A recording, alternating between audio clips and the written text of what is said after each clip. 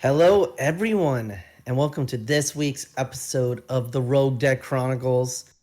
Once again, it's me, Dean, and I have Devin with me. How you doing, Devin? I am, I'll be honest, I am tired. West Coast championships are not good for the East Coast people. No, it's not. No, it's not. Like it's cool, like watching it during the day, but they end so late for us. Yeah, closing ceremonies ended just before midnight. That was brutal. Yeah, yeah. So, and that's something. Well, and we'll talk about more about the World Championship today on this week's podcast. But before we go into there, I got actually a very exciting announcement. Yeah, absolutely. I know So you've been planning this for a little bit, so definitely let the listeners know what you've been planning. yeah, so as you've been hearing us say for the last probably several months at this point, our goal was to get 100 subscribers and for our YouTube channel, and you know what? We finally hit it. That Jealous and Alakazam deck and us talking about our world's predictions brought us over, and we are officially over 100 subscribers. So first of all, thank you everyone for listening to us or watching our videos and just letting us be part of your Pokemon content. We don't take this lightly as people in the Pokemon community and people that actually enjoy other content as well. The fact that we are included in your everyday listening, it means a lot to us. So thank you for that. So because of it, we are in the process of scheduling our special live stream for our Rogue Deck Tournament of Champions. So we will be picking 8 decks that we have featured on this channel. We'll have some unique rollings too. So anything that we featured way back before rotation, we'll be able to update if possible, if it's still considered standard legal, stuff like that. So I am in the talks with our team of people that are going to be playing. I'm finding out a date and all that too. So stay tuned for that. So I'm excited that we finally hit that goal and that we can bring you all something because of it. Yeah, and I know you've been like kind of playing around with some lists already and kind of looking at the older videos we've done and trying to bring them to standard legality and kind of have some more fun with it. So I'm interested to see what decks you guys pick. I may or may not be able to drive Mhm. over. Um, I am 3 hours away for where Dean lives, so it's sometimes like he when he does those live streams. It's not that I don't want to go. It's sometimes really hard for me to drive across the state to go hang out for a tournament like or for a day like that. So we're looking into logistics to see what we can do. Exactly, and I already got some people willing to help out with it. So we're going to do our decks. So don't worry about that. We're not going to pick anything super powerful. We want some fun decks to really showcase and feature. So we're excited for that. But speaking of tournaments, we just had a big tournament this weekend, Devin. Yeah, we did. And honestly, I think I was talking to you before we started recording on this. I remember watching Worlds and it just being a video game and a trading card game tournament where, yes, Championship Sunday's always been a thing, but now Pokemon has embraced this idea of the World Championships truly being the event it really deserves to be. And Mhm. this weekend definitely showcased that for sure.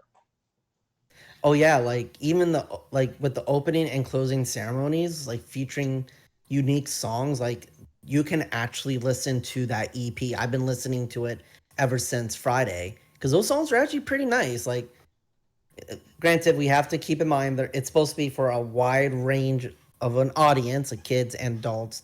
But I really enjoyed listening to that music and that they were able to get some of the musicians in the Pokemon community to collaborate and make these songs, and just now that was part of the ceremonies. It was really cool to hear that.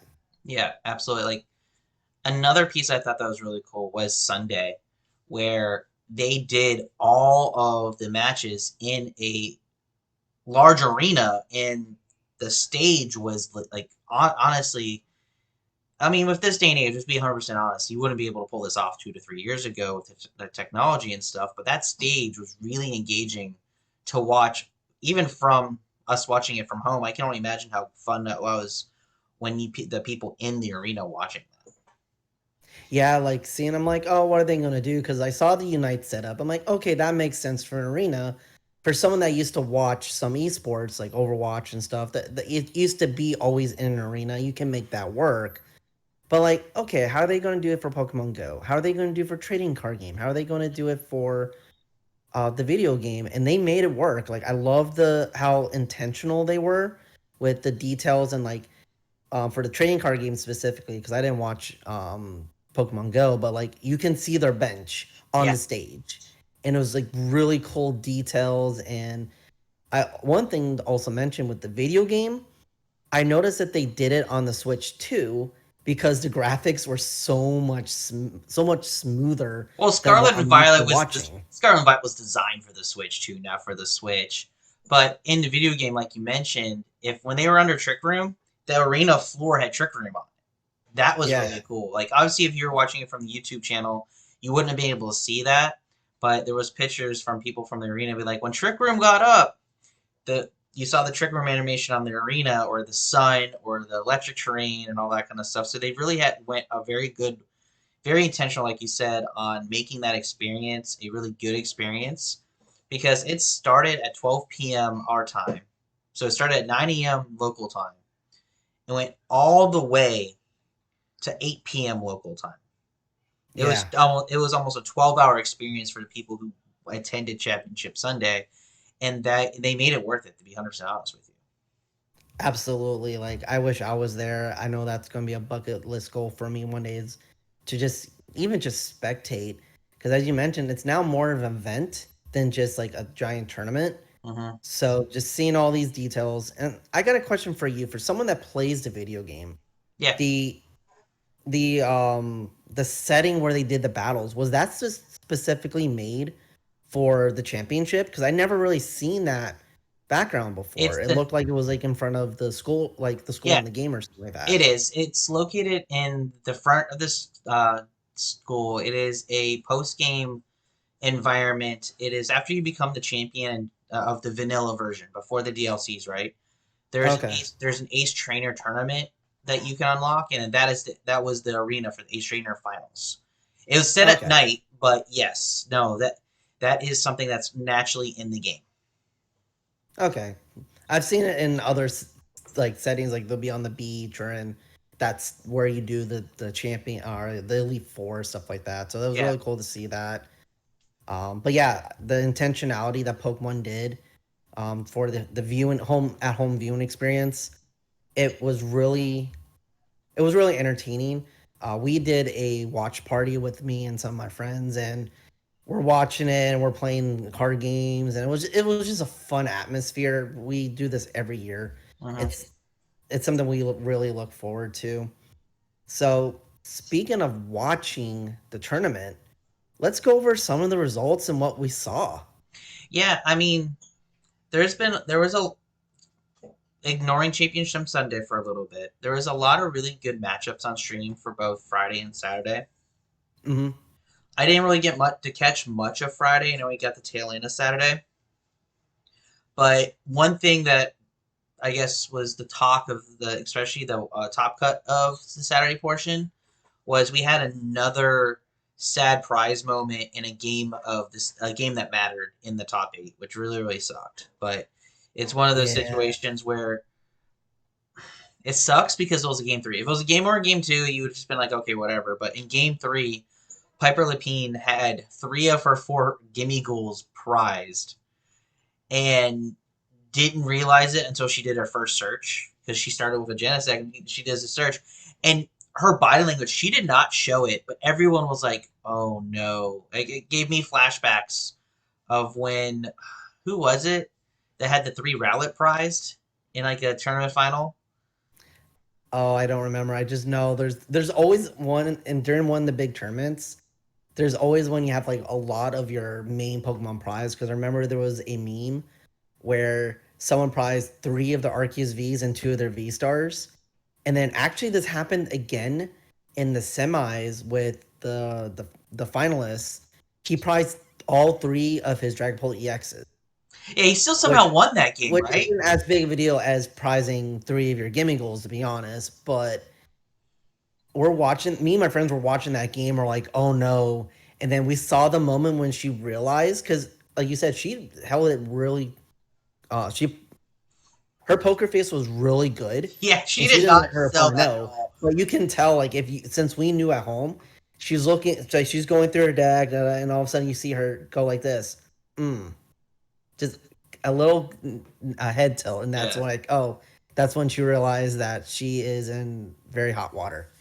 Yeah, and the the announcers during it, like they were setting up, and the announcer goes, "We might have to go to another game," and then they're like, "Tech crew, show the prizes, show the prizes." So the tech crew had to go do a quick little prize cam, and everyone went, "Oh." So I'm like, Yeah, the announcers were like, "Yeah, it was called to another top eight because they're recording multiple top eights at the same time at this point." I was like, "I know this is a top eight, I know this is game three, but don't call for another table." Like, unfortunately, let them play that. I oh, just, they did. It yeah, just they took did. 5 minutes. That's all. Yeah, it sucked when the announcers kind of went, "All right, let's go to another game." I'm like, "Whoa, you don't know what's gonna happen. These are top eight of world championships. Anything can happen." Yeah, and it's we only saw bits and pieces because during this time we had a very heavy thunderstorm, and we lost power 5 times. So we're like trying to watch it on our friend's phone. Hmm. So we're like, but yeah, we saw that, and it's just so unfortunate because this happened to her again in NEIC. It's like legit the same thing with 2 different decks, It but happens. you can tell she knew how to play that deck really well, and that's actually it was a very entertaining top 8 match. Yeah, the first two games were really, really good. Like, it was the only top eight I was able to watch, but the first two games were really, really good. And then I had to go for another thing, so I wasn't able to watch any top eight or any top four. But it was I was looking back and I was able to catch some of the VODs and stuff of some of the matches they picked. And like I think for once they went for deck matchup over names, which made me Yes. feel better as a player, as a kind of as a consumer of the game. Because part of the reason why I don't watch regionals as much as I used to is that I don't want to see the top players every single time. I want to see good deck matchups. And you don't get that at regional. Sometimes they just pick people because of who they are, because they have a following, that they have a social media clout. And in the World Championships, like now, we're going to get good matchups, which I appreciated that a lot more. Like in the beginning, they did do that. Like round one was Tord, round two was Bradner versus Riley McKay, which was a rematch of NEIC. So I get why they picked that. But yeah, furthermore, the matchups were really interesting, and you saw a different variation of decks too. So yeah, they did pick the big name players, but it's World Championship. They're all big name players. Yeah, they're all there. So there Um, was only 720 participants in the Masters division. Yeah, so this Easily is the much smallest one. smaller than it was too. But you still, like you said, the diversity of the decks they selected were still pretty interesting. Starting with I believe it was like round 3 or 4 where we saw Gholdengo. We're like, okay, Gholdengo, cool. And then we saw what it was paired up with. We're like, whoa, what is this? This is so interesting. Yeah, and I think the deck of the tournament for me, in terms of intrigue, is the evolution of Gholdengo, like you said. I think we've seen it become the most elastic, most flexible partner with a whole bunch of different archetypes. And honestly, I love the list that the senior champion played, where it was very interesting. As you and I were having a conversation last week about, is a deck really a deck when you just take two top tier decks and smash them together? And that's exactly what it was. It was Yeah. Golden Go Joltik Box. They're like, this doesn't make sense, and it worked out beautifully. I was like, they took the best of both of those archetypes and put them together and made it work and kind of covered each other's weaknesses, which was even better. Yeah, and that was the round 4 match we were talking that me and my friends were talking about. We're like, wow, this actually works really well, and we're like, yeah, we want to build this ourselves. And I have all the pieces because I played Jolted Box at NEIC, and for a while we all had Gholdengo built, so we can put this together. But it was very interesting seeing like Gholdengo being on stream multiple times, but it was never the same deck, Yeah, like at all. we talked about it. Like, Golden Go now has multiple variant identities. We know that Dragapult always had multiple variant identities. Gardevoir has multiple variant identities. So it's like, all right, all because you see a certain card, you don't know what variant it is anymore. Which I think going Mhm. into the next set with this mega set coming up, it's going to make. I'm not going to say it'll make the ladder or tournaments or regionals or leagues and cups more refreshing. It's going to make it more intellectually stimulating where you're not just like, oh, this is another Gardevoir matchup. It's a, which Gardevoir am I playing? Or which Dragonflame am I playing? Which Gholdengo am I playing? It's going to be a little more intellectually stimulating because you're going to have to kind of play the game for a couple turns before you really identify what you're playing against. Yeah, and like with Gholdengo, sometimes you can just hide it altogether because Piper Lapine was on stream and did not show the Togekiss at all until her Mm-hmm. top 8 match. So we're like, whoa, this we didn't see this earlier today. And she actually got extra prizes from it. And then Yeah, another example was Isaiah Bradner, or no, not Isaiah Bradner, John Eng playing. Right, okay, he's playing Golden Goal, and then all of a sudden we see him have a Chansey in his list. We're like, what the heck is this Chansey here for? And he gets it off his prizes, puts it on his bench, and flips and grabs another prize because he got heads. yeah. Because he's playing the one where The if lucky it's draw heads, you or get whatever. another Yeah, prize. yeah. And there was a So lot of it's really like, good techs as well throughout the tournament. yeah, it was really interesting to see because, like, okay, these are the innovations. Because going into this tournament, we all knew that rogue decks weren't really going to be represented, and we're perfectly fine with that. This is the world championship. You don't really want to be very off what the meta is, but the innovation comes with how you play, like what decks you put in your decks. And we can talk about that with some of the decks that made top 8 as or the top cut as well, because even then we saw some interesting innovations in a deck that I didn't even think about how they would put their techs in there.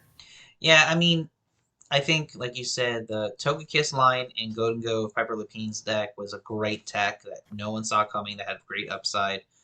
I think the tech that you're referring to is, and the deck you're probably referring to is the Enzoric build with the Baby Toad Scroll. And I was watching that and I was like, that is interesting. Like, you don't think that those two cards would work together. But again, I think who was I think it was Kyle Sablehouse was commentating the match, and he was like, "Stop when you heard this before. Trade is good with a tech card," and I was like, "Yeah, that's why trade is good. It can make any tech really strong." And it's not just that, but in the other ends orc that made top cut, you see Wellspring Ogrepon and Cornerstone Ogrepon in there as well. And I'm like, what is this? And I'm like, okay, this makes sense. Like he plays the TM Turbo Energize, and he just has answers that Enzoric typically wouldn't have. And like, okay, this makes sense. This is why he made top cut. This is why he got top 8 Hmm. in this tournament. And it's like it's the innovation that these top world caliber players have that we will never think of. Yeah, and And it made it really exciting to watch. I think the most interesting part is we you were talking about on last episode where you're like, oh, there's a good chance that a rogue deck will win. And I don't think this was the meta for that. I think you're right. It's like there's too many established archetypes to where an anti meta or a counter meta deck can really thrive and just come out of nowhere. Like we're not seeing Mega Autonu come out of nowhere, right? But Mm-hmm. I think the like you said, the innovation, the tech, the rogue ideas are these random cards that you can put into established archetypes that change the matchups here and there. Like Togekiss gets you a 50-50 chance of an extra prize. You'll take that coin flip because you're at a 0% chance of losing that. You're just at a Yeah. 50% chance of gaining out of it. Or you're going to put in a toe scroll if you have the space because of the fact that Superior Energy Retrieval is so good, or Night Stretcher is so good, or Max Rod, Super Rod, all those recovery cards. Like you're like, okay, cool. You don't get to play them. And everyone was like thinking that that would have came from the Toad Scroll EX Teal Mask Overpond deck that we've been seeing all season. They just took those pieces and plugged them into a different archetype. Said this works here, it can work with me too. Mm-hmm. So it was really interesting seeing the innovations this weekend.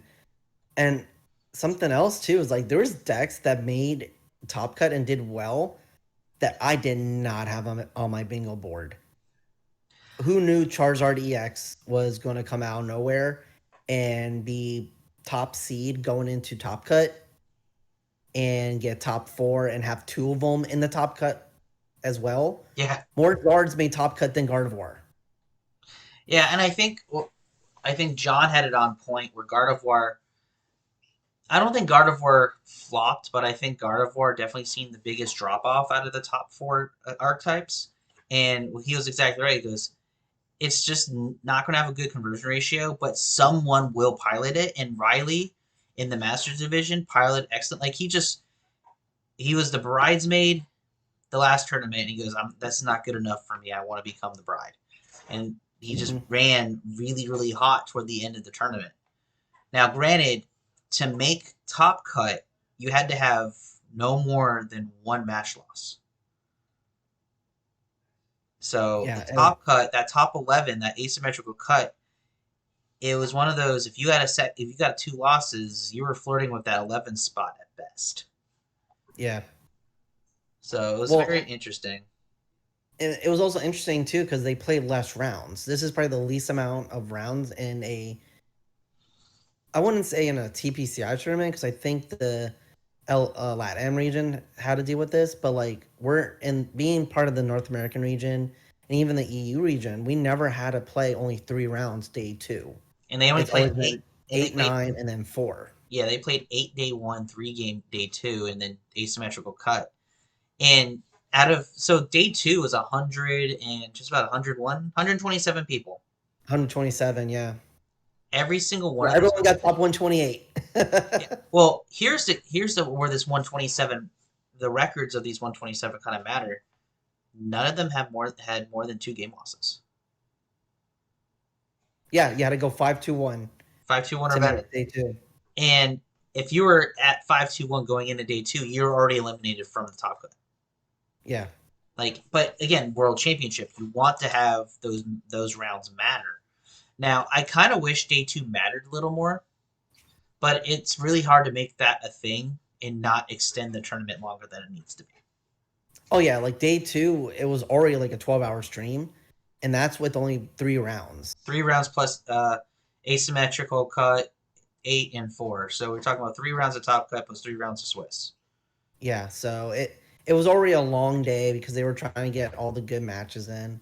So I get it. For someone like the championships, it's okay to play less matches versus a regional. So we'll see how that goes on for next season. But yeah, as we mentioned, Gardevoir won. Yep. I predicted it, but again, you and like 80% of the world predicted it. Yeah. It was the easy prediction. Yeah, it was. I'm going to admit that it was the easy prediction just with the history of that deck.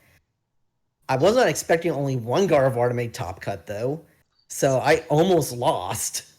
Yeah, I mean, Gardevoir had the 2nd best showing in day 2. This was Gholdengo's tournament, except for it didn't get a title. Like this was where Gholdengo really showed up, I think. So looking at it, Gholdengo is the #1 deck in day 1 with 23% of the field. And then in day 2, it was 30% of the day 2s. Where only 12 Gardevoirs made day 2. Out of the 94 people who brought it. Yeah. So it was interesting where I think John hit a nail on the head. It was Gardevoir. It's not going to be as populated as normal, but a good pilot of that deck can win and did win for sure. It was just not maybe.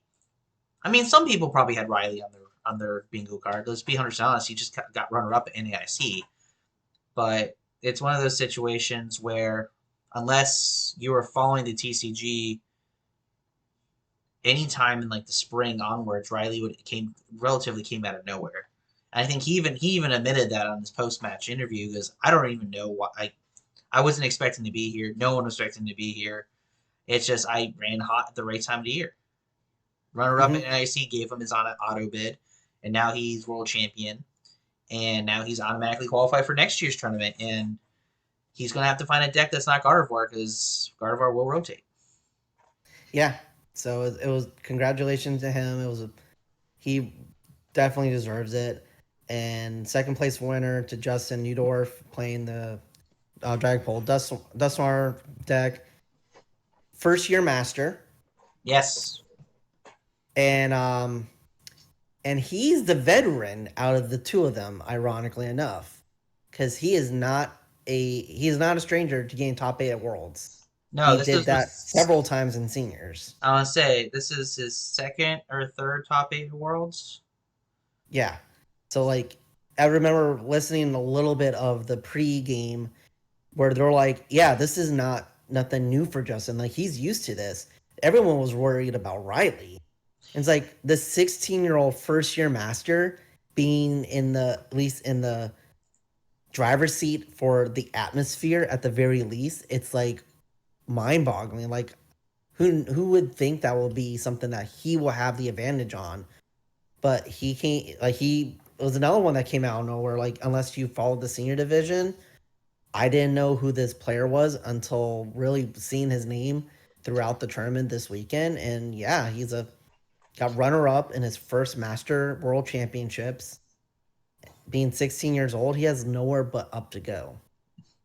Yeah, I mean, again, another auto bid for next year's Worlds, right? Because top 4 gets auto bids. Yeah, Um, top 4. so he gets to just play around.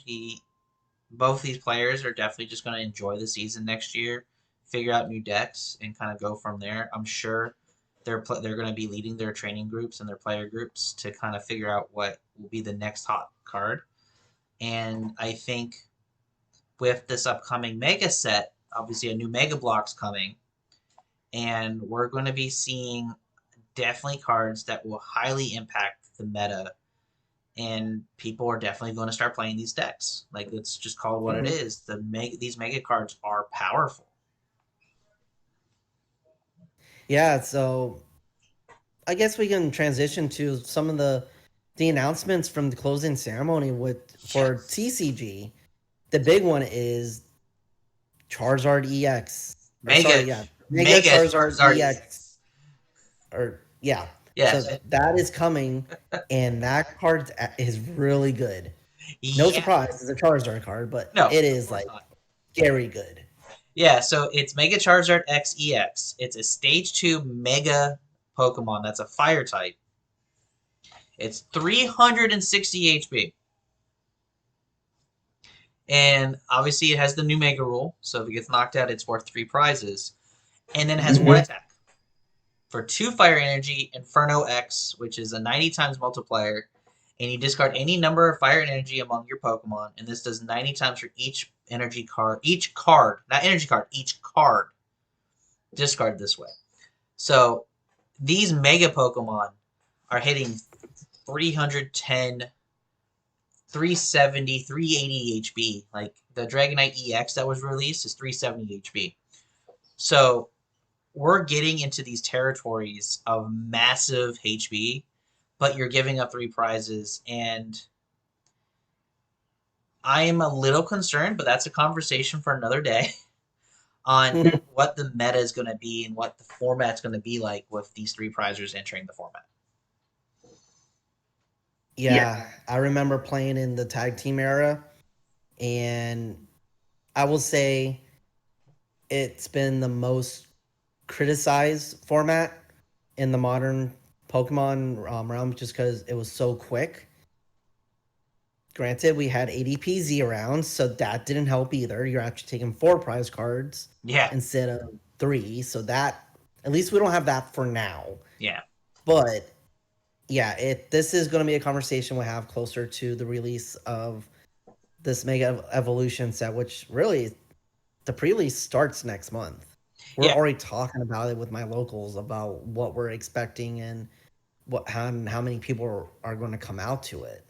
yeah. And then obviously with this Mega Charizard EX that got released, there's 2 other cards. The Oricorio EX, it's a 190 basic Fire EX Pokemon that has the Excited Turbo ability. As often as like during your turn, if you have any Fire Mega Pokemon EX in play, you may use this ability. Attach a basic Fire Energy from your hand to one of your bench Fire Pokemon. So obviously, because the cards came out like back to back in the trailer, and it's like, oh, this is an archetype. Like Pokemon is straight out saying, Yep. play these cards together. Yep. Yeah, the video showed it. It was pretty obvious. So I think that's going to be a archetype that people are going to play around and optimize, and that's like. So we don't know when these two cards are coming out. It's definitely not in the first set, so it's probably going to be in the second mega set we get. So definitely in the winter, but it's going to just shift in the middle of the season. And then last but not least, like we talked about, it's a Mega Dragonite EX. It's a 370 Stage 2 Dragon Pokemon that has Sky Transport. Once your turn, you may use this ability. Switch your active with one of your bench. So yeah, I was actually looking and thinking about this card today because one, it was just a brief like glimpse on the screen, but it was enough for us to get all the information. And the attack's really good too, for a water lightning for 3, and you do 330, but you have to discard 2 energy. And I'm like, okay, well that's cool and all, but like, how are you going to keep powering this up over and over again? Well, you just use the ability, bring the Dragonite back to the bench, and you pair this with Dynamote or Electric, and you get those energy back on, and either use another Dragonite ability, because it doesn't say you can only do this once. So if you have multiple Dragonites in play, you can just have a great auto switch, or you can just use a switch card, or you can manually retreat. You have so many options for this to be a really good recursion attacker for 330 over and over and over again. And if you have a way to buff up the damage, you can one-shot the Mega Pokemon, no problem. Well, it's a stage 2 with 2 retreat costs, so Air Balloon and the other stage 2 retreat tool card, it would definitely help with this as well. So you don't really have to rely on 2 abilities. You can just do ability plus those tools. Yeah. I think the only negative for this card, obviously, is that Lily's Clefairy is a thing. Yes. So 380 is not hard to hit in Clefairy builds, Gardevoir builds, or even with Mega Gardevoir itself. So it's going to be interesting at how all these Megas will kind of position themselves and create the new dynamic. That's the beauty of a new season, right? We just finished Worlds. We're already looking forward to December of what 2 sets from now are going to shape how the road to San Francisco is going, because we have a new block. This mega block is going to be really game changing, because we're going back to, like you said, like almost like the tag team era with big beefy 3 prizers, and it's gonna be probably frustrating at times when this just turns into one shot wars all over again for 3 prizes. So yeah, be very interesting to see how everything kind of evolves with these new cards that we got released. And yeah. So yeah, we'll just wait and see. We got September for the few couple in there, and I know I'm excited. Me and Joe, at least, we're looking at Mega Abomasnow. We found a really fun deck with that, so that we want to try that out. I think Mega Manectric is going to be a fun deck archetype. So we'll see how the Mega Evolution block and going forward, how that really shifts and affects the competitive scene, and also like what rogue deck ideas can we use with that as well. And I think the question of what is rogue is going to shift, because these decks, these cards seem really, really powerful. Like I don't think I've really seen a EX that is really bad yet. Like these Mega EX cards, like the Mega Gengar EX got released like a week ago. The Mega Deontay, the Mega Camerupt. Like it's one of those situations where I'm very, very, very intrigued on what's just going to be off to the side, because what's going to be off to the side is still going to be really, really powerful. Yeah. Because like I was talking to you, I think the Oricorio EX can be paired with the Mega Camera Up, because with the attack, you have to discard the energy, and then you just have to find a way to get that back onto your bench, and then use Oricorio's ability to power it back up. So even that itself has a nice recursion. It does 280 is a fairly decent number.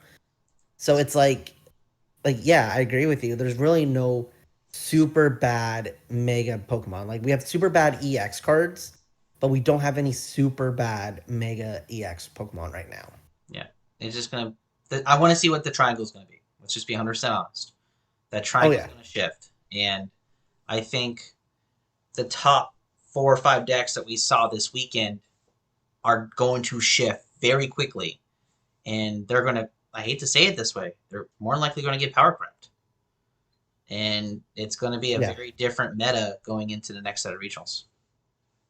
Oh yeah, absolutely. I think Gardevoir is going to kind of transform into the Mega EX with one of the regular EX just for energy acceleration. Yep. I think when the Mega Charger comes out, you're going to play one of the Terra Dark in there to help with some fire acceleration as well. If we're looking at Dragapult, I don't know how that is going to play into this because spread's still good. Mm-hmm. But as you said, it may get power crept, and 200 is not going to be as much anymore. So those were really the big decks this weekend. And then you have Gholdengo, which can one shot anything, so that may still be in a good spot. But being 260 HP, it can be considered frail, which 260 is considered frail is mind boggling too. So it's like, yeah, we'll just have to wait and see. Pittsburgh is next month as well. We'll see how players go with that while before we have this new set.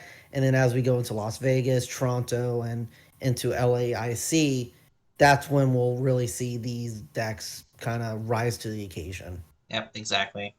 So, with that being said, Dean, one last opportunity for you to kind of reflect on Worlds.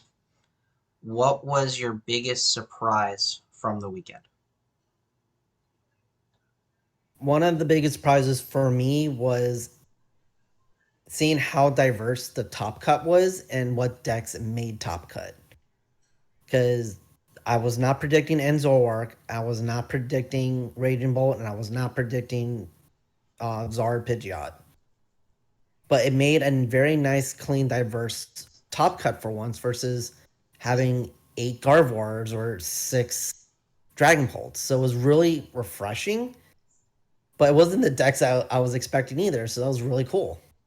Yeah, for me, honestly, is the lack of representation by Marnie's Grimmsnarl. Yeah. Only 4 of them made day 2. With the one that did the best was like 41st. Yeah.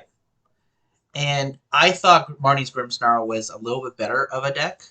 Maybe it was just a matchup call, and just Frostlass is just not good enough with some of these decks in the format. Like, it's one of those situations where poking and prodding probably isn't the strategy anymore. I don't know. But only I think seeing 4 of those in day 2 was very, very interesting. I think Monkey Dory's too powerful. Granted, it plays Monkey Dory itself, but like a lot of the good decks play it. Yeah. Gholdengo can play it, Gardevoir can play it, Dragapult can play it, Enzora can play it. Like all the top decks play it. So I'm like, okay, yeah, you're doing the spread damage, but then you're just using Monkey to take it off of you. Yeah. So you're just moving the spread damage from one side of the board to the other, and it's just very awkward. And then the damage, you're only doing 30 when you attack with the Grimmsnarl, so you're doing 180 and 30 to the bench. Again, that's perfect math for Monkey just to move it off. It's just not as powerful as it was when it first was discovered. Yeah, exactly. No, and I just say that because obviously, like, you and I are on the ladder, and you're running into Gardevoir, you're running into Dragapult, you're running into Charizard, you're running into Marnie. It's like, I want to play other decks, and I think this weekend really exposed Marnie for it just having a ceiling of just not quite enough to crack into like that B plus to A tier. Like it's a solid B deck in terms of Mhm. power, in terms of accessibility. It's just I was very interested to see how low it was. Like it just didn't make a good day two presence. And to And be honest, I think less and less players are playing it in general too. Because the week before Worlds, my locals, we had our cup. No one played Grim. It was nowhere to be seen. We yeah, had more Ethan's Typhlosion than we had Grim. and that didn't make day two at all. That was not really a consideration by any player for the tournament. Well, only three players played it, and they all did bad. Yeah, that The best surprises one me was too. 1-6. So That surprises me because Ethan's Typhlosion was such a good single prize deck, but I think it's just outpaced right now by cards like Dragapult. Like it just it needs a little bit to set up, and this format doesn't give you the time for that. yeah, it's really getting into like Gholdengo, which we saw plenty of. It's Yeah, really getting into Joltik Box, which we saw plenty of. But it's like a 40% win rate against Gardevoir, 40% against Dragapult. It's possible, and I say that from experience because I play the deck and I've beaten Gardevoir, I've beaten Dragapult, but it's close and it takes a while. yeah, And you need a lot going for you to get there. And in a tournament where it's best 2 out of 3, you don't have that time. If you lose game 1, you don't have time for game 2. no. So So it's like, do you want to risk that? I don't think so. no, I get it. So, but Worlds was great. I'll be honest, it's probably the most of a regional that I've watched all season, and it was very interesting because Kristen, I was watching the Masters finals. Kristen goes, "What are you doing?" I'm like, "Oh, I'm just watching the Masters finals." She goes, "You never watch regionals." I'm like, "Yeah, I might as well watch. From any match I'm gonna watch, should be the World Championship Grand Final."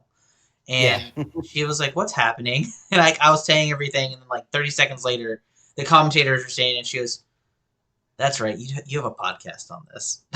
I'm like, "Yeah, I kind of know Yeah, what we you're do. doing." So But yeah, it was a fun weekend. I love doing these big tournaments. Um, because you can get if you're fortunate, you can get a bunch of your friends over and and watch watch it it together together. and have a nice little party and play your decks together too.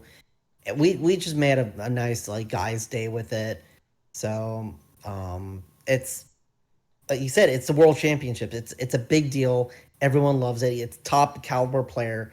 If you're just getting into Pokemon and into the competitive scene, this is a tournament to watch to really see how the top players play the game.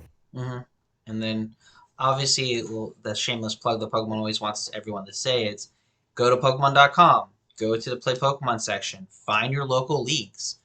This is a really good turning point, like where it's only about a month into the new season. And if you really want to get into the competitive season, that competitive grind, or even just want to learn how to play better, your local leagues are where you get to start that. Like challenges are happening, Hmm. cups are about to start up in a lot of areas, and then the regionals are not too far away, so you can start planning your trips if you want to go see it different parts of the world and country, and just kind of doing stuff like that. Like after during the downtime between TCG and VGC, I was like, I want to see because I've been in my area. Like I moved about a year and a half ago, and I kind of know leagues in my area, but I didn't. I've never really looked this far out because I used to be really close to Orlando, like Orlando. Now I'm a lot closer to Daytona, and I'm like, let me see what's nearby. And I found like two leagues that didn't exist like 2 years ago when I last checked, just like within 10 minutes of my house. So I was like, you know what, I might go by there over the next 2 weeks and just see how they are and kind of see if I want to get into a local scene that because honestly, 10 minutes from my house is a lot better than what I used to have to drive. And kind of Yeah, seeing if I want to just be a part of a local league like that and kind of get reintroduced into the in-person scene. So this is definitely the time of year where more people are wanting to be a part of that. And it's a really good time to start that as well. exactly. And Pokemon has a lot of good resources right now. They just developed that phone app for Play Pokemon Access, where you Mm-hmm. can see all your stuff. You can see how you your cup and challenge wins, how you're doing your CP. You can look for leagues. through there instead of going on the website. So Pokemon's really making a good push, and they're heading in the right direction to make the game even more accessible to everyone. And it's already a very accessible game. So yeah, check out your local league. I go to one every single week. I've been working with our professor about doing different tournaments. I'm actually doing more rogue nights at my shop, and we're really promoting this, and we get a lot of people excited for that too. We get more people for rogue night than we do for like a regular challenge. It's hilarious. Yeah, it's because let's be So honest. Uh, Deeper into the season, you and I are probably going to be talking about something in like December or January where everyone's sick and tired of Mega Gardevoir and Mega Lucario and Mega Charizard X, and these Rogue Knights are really good opportunities for you to just play against something else. So mhm. it just that's why I love those type of events. That's why honestly, that's why Commander is so popular in the Magic. Like let's call it what it is. Like Commander is such a diverse meta. We are never playing against the same thing 2 nights in a row, which is why people love trading card games and love those formats that love that innovation. Because there's cards that don't get attention in other formats because of what the meta is. In Rogue Deck Night, Commander Night, GLC gives cards opportunities to shine that don't get them in the normal senses. Exactly. So, but with that, I think it's time for me to actually talk about a rogue deck that I played at my last rogue night, just a few nights ago. So let's go into that. And I find it absolutely hilarious after what happened this weekend on what you picked. Yeah. Everyone's talking about the Gholdengo EX, the coin bonus, the make it rain, and you found this and kind of tweaked it a little bit from where you saw it. And this is like one of those cards where everyone's going to expect you to play a certain card deck, and then you flip, and then you evolve, and it's not what they were expecting. Yeah, so I actually played Gholdengo, but the baby version from Paldean Fates. So this one is it's a stage one metal type Pokemon, has the scantalizing surf attack, where it's for a metal colorless, and for every metal energy attached to the Pokemon, you flip a coin, and for every heads, you do 80 damage.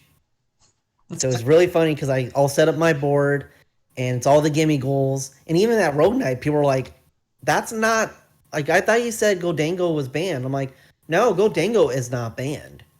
Like, but it's on the list. I'm like, no, Gholdengo is not on the list. And then I'll Evolve was like, oh, you're playing the baby. I'm like, yeah, Gholdengo's not banned. Gholdengo EX is banned, Yep. but not Gholdengo.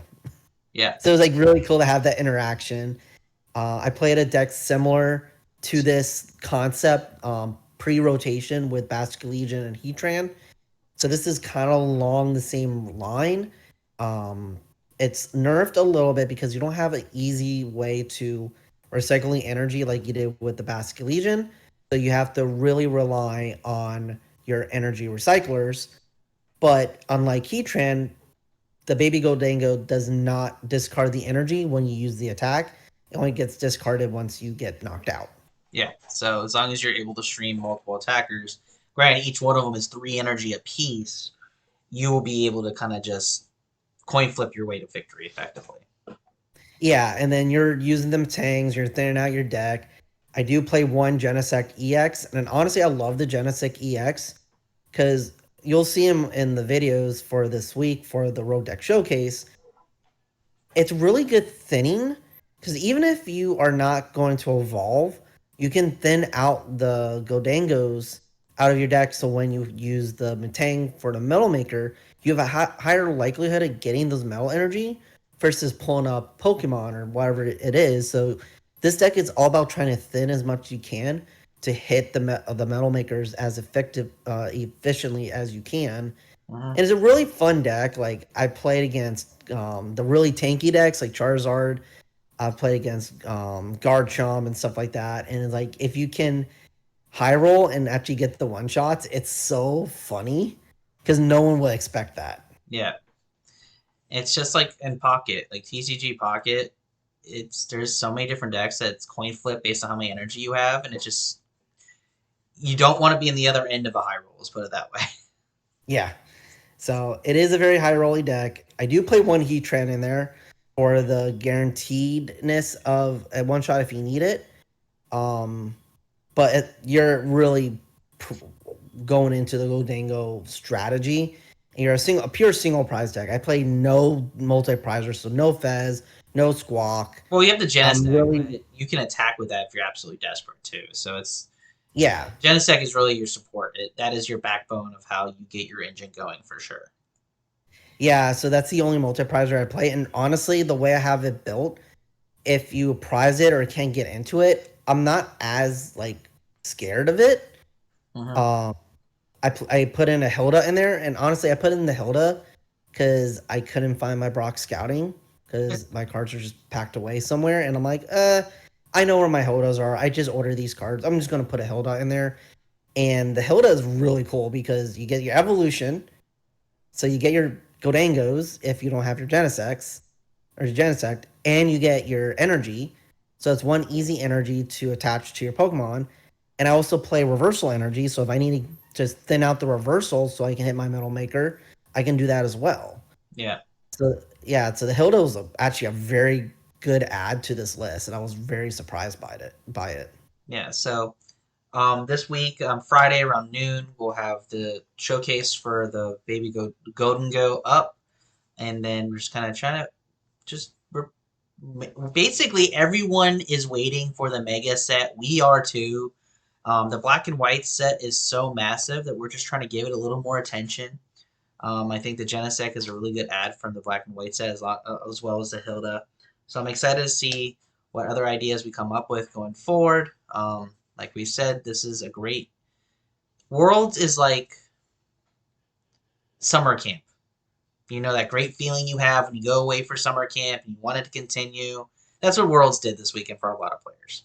So I'm Yeah. excited to see that energy and that excitement going forward for the decks that we're going to be picking for the new season. I know Dean, you said you were already participating in a couple of challenges, so I just want to hope that this excitement and enthusiasm continues for everybody going forward into the second half of the calendar year 2025 and the beginning of the competitive season in 26. Yeah, so again, check out your local leagues. Those are going to be the best place for you to really find a community that will love this game as much as you do. Hopefully, they do some interesting nights to break up the monotony of playing standard all the time. And if they don't, offer some advice to them. Say, hey, I like this type of format, or you can create your own format. Like, find a place that you will have fun with, enjoy the game, and just grow as a player. That's what Devin and I did. Um, I I literally walked into my local league not knowing how to play the game, and now here I am. I play the game every single day essentially, and I'm a fairly decent player at it. So Yeah. So, but again, thank you everyone for listening to today's episode. Hopefully, you had an opportunity to enjoy the World Championships like we did, and you guys are excited for the upcoming season and upcoming sets. Um, the mega sets coming out into September, like middle of September, like 23rd ish. yeah, so pre-releases are going to be starting soon.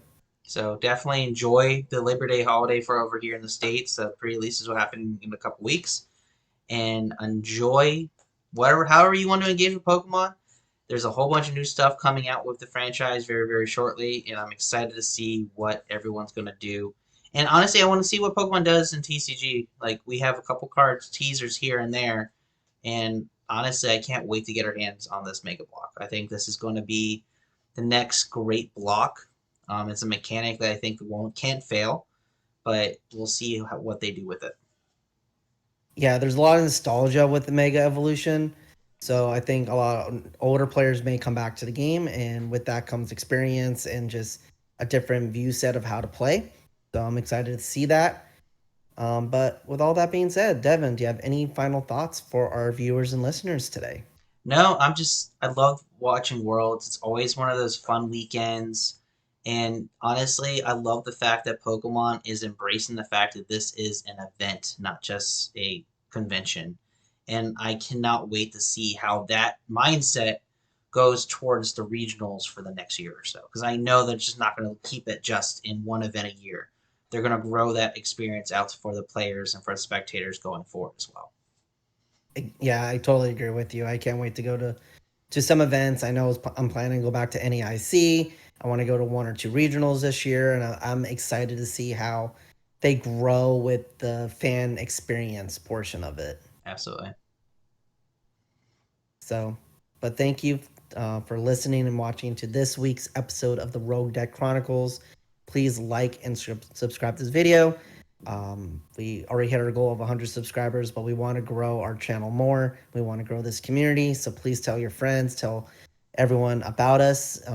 If you have any ideas for some topics or even some decks you want us to feature, put them in the comments below. We do see everything. We do reply to everything. So with all that being said, thank you for listening. And as always, have fun playing those sneaky decks. Bye, guys.